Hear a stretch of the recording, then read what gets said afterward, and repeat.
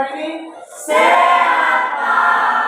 Salah satu dari anak-anak saya yang bisa memimpin kita dalam doa. Ada yang bisa? Oke, silakan, Firman. Dalam nama Yesus Kristus kami telah berdoa dan mengucap syukur. Amin. Amin. Abelina Laya, Amin, Pak. Ardianto Laya, Hadir Pak. Evalina Deluru, Amin, Pak. Ernita Bulele. Amin, Pak. Berapa hari kita hadir? Wah ya? Oke. Jadi sampai saat ini belum ada informasi ya? Ya. Kita akan menyanyikan lagu wajib ya untuk menguatkan wawasan kebangsaan kita. Nusa bangsa dan bahasa kita bela bersama. Ada yang masih bisa ya ingat materi apa yang kita pelajari minggu lalu?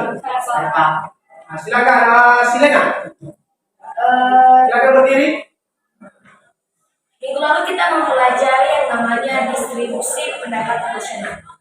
Materi kita pada hari ini tentang pertumbuhan ekonomi dan pembangunan ekonomi. Ada yang tahu apa itu manfaat ya di dalam kehidupan kita sehari-hari ya untuk mengetahui atau mempelajari yang namanya pertumbuhan ekonomi. Silakan. Untuk mengurangi jumlah pengangguran, meningkatkan pendapatan nasional dan mengembangkan kegiatan ekonomi. Bagus sekali. Jadi manfaat kita ya mempelajari tentang pertumbuhan ekonomi di dalam kehidupan sehari-hari yaitu memberikan pemahaman atas potensi kebijakan atas keterbatasan kebijakan ekonomi. Jadi saya akan menyampaikan apa itu kompetensi dasar atau KD daripada pertumbuhan ekonomi ini dan pembangunan ekonomi. Dan yaitu kompetensi dasarnya yaitu menganalisis konsep pertumbuhan ekonomi dan pembangunan ekonomi serta permasalahan dan cara mengatasinya. Nah, sebagai indikator pencapaian atau IPK-nya yaitu satu, menganalisis pertumbuhan ekonomi ya, menganalisis pertumbuhan ekonomi, dan yang kedua melatih untuk menghitung besar lajunya pertumbuhan ekonomi, dan yang ketiga memperjelas teori-teori pertumbuhan ekonomi. Tujuan pembelajaran yaitu melalui menyimak video, peserta didik dapat menganalisis pertumbuhan ekonomi dengan benar dan tepat. Kedua, melalui diskusi dan tanya jawab antara guru dan siswa dengan siswa, peserta didik dapat menghitung besarnya laju pertumbuhan ekonomi dengan benar dan tepat. Dan yang ketiga, melalui diskusi dan tanya jawab antara guru dan siswa dengan siswa, peserta didik dapat memperjelas teori pertumbuhan ekonomi. Jadi sebelum kita menayangkan video, ya saya akan membagikan kelompok.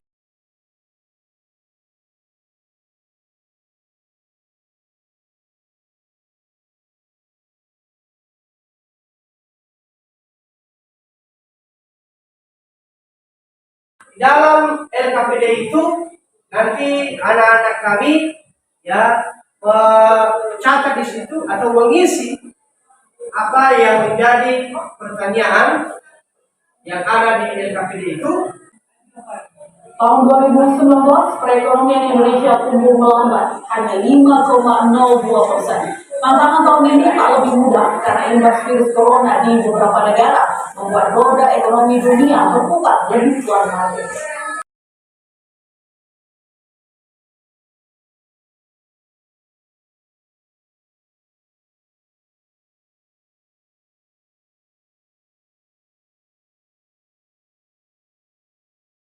Jadi di dalam video itu ya harus anak-anak kami bisa memahami, ya, bisa menelaah, ya, apa tadi masalah, ya, tentang pertumbuhan ekonomi yang terjadi pada tahun berapa tadi?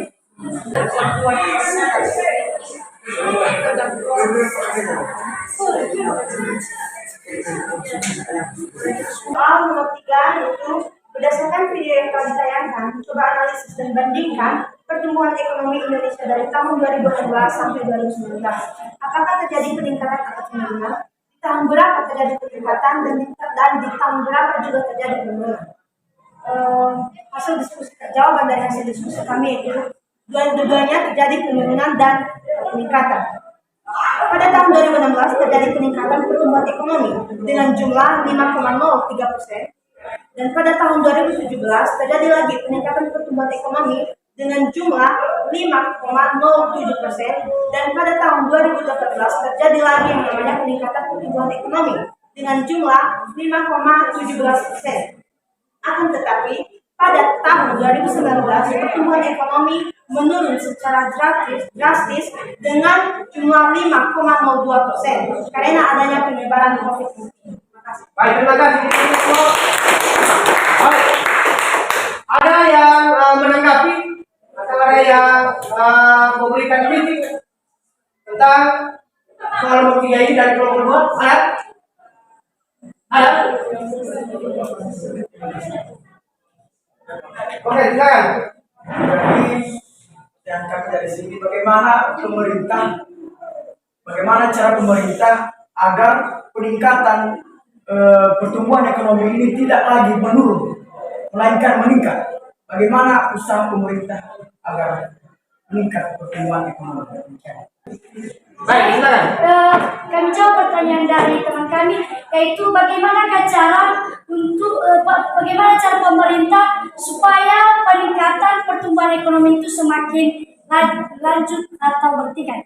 Nah, yang pertama yaitu menjaga sarana dan prasarana dan menjadi Indonesia yang unggul, atau dalam kegiatan contohnya sumber daya alam, memanfaatkan sumber daya alam yang sebaik mungkin. Bagaimana kelompok 3? Setelah kamu menyimak video tentang pertumbuhan ekonomi Indonesia melambat, menurut analisamu sendiri, apakah efek COVID-19 ini hanya menghambat pertumbuhan ekonomi Indonesia? Nah, dijawab dulu juga kan, baru mengapa? Jadi sebenarnya itu kalau misalnya kita tidak memahami efek atau dampak daripada pandemi COVID-19 yang terjadi pada tahun berapa? 2019 itu tidak hanya Indonesia yang mengalami yang namanya dampak. Jadi semua negara di dunia mengalami yang namanya efek atau dampak akibat COVID daripada 19. Ya. Kenapa? Karena di seluruh dunia mengalami pemerosotan yang namanya pertumbuhan ekonomi, mengalami yang namanya kelumpuhan baik di dalam produksi ataupun distribusi barang dan jasa. Ya. Sehingga Indonesia pada kuartal 1 2020 itu Indonesia hanya memanfaatkan banyaknya barang-barang yang diimpor. Kenapa yang bisa mengalami penurunan di tahun 2019? Kenapa?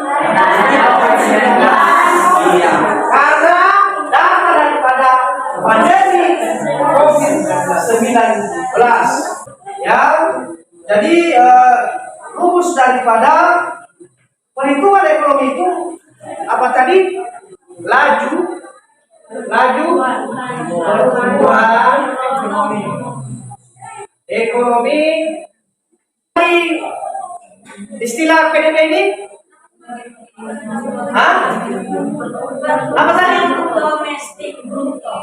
Pertumbuhan domestik bruto tahun sekarang ya dengan pertumbuhan domestik bruto tahun yang lalu dibagi dengan pertumbuhan domestik bruto tahun yang lalu kali 100%. Jadi ada kita ambil suatu pertumbuhan negara, misalnya negara X, ya pertumbuhan ekonomi pada tahun sekarang adalah 6 miliar 560,8 dikurang 6 miliar 02 maaf 6.000 ya 5 miliar dikali 100% bagi 6.002,5 berarti dapat dia 583,3 bagi 6.002,5 kali 100%. Sehingga dia dapat berapa pertumbuhan ekonomi? 9,3%. Ya, jadi sebelum kita tutup, ada yang bisa menyimpulkan dari hasil materi kita pada hari ini? Ada yang bisa mereka bisa membuat poin-poin penting. Silakan dari kelompok 3.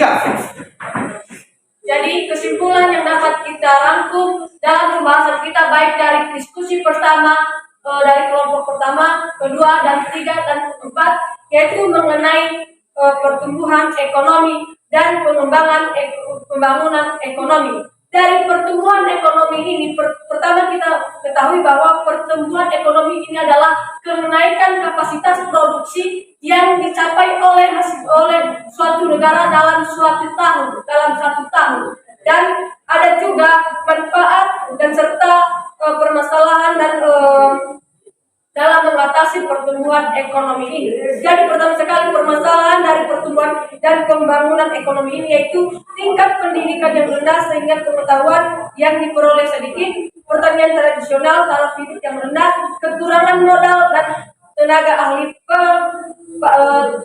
pagi, lanjut pertumbuhan penduduk yang tinggi, dan cara pemerintah dalam mengatasi pertumbuhan dan pengembangan ekonomi ini yaitu meningkatkan kualitas pendidikan, membuat dan melaksanakan perencanaan pembangunan, meningkatkan tabungan dan investasi. Jadi dari menganalisis pengertian pertumbuhan ekonomi ini telah kita menghitung cara menghitung laju pertumbuhan ekonomi yaitu PDB pertama dikurang PDB 0 yaitu PDB pertama sekarang dikurang PDB dari sebelumnya yaitu dikali 100% dibagi PDB sebelumnya. Jadi hasilnya yaitu 6.560, dikurang 60,8 dikurang 6.002,5 dikali 100% per 6.002,5. Jadi hasilnya yaitu rata-ratanya semua yaitu 9,3%. Jadi sekian dari kesimpulannya. Terima kasih. Shalom.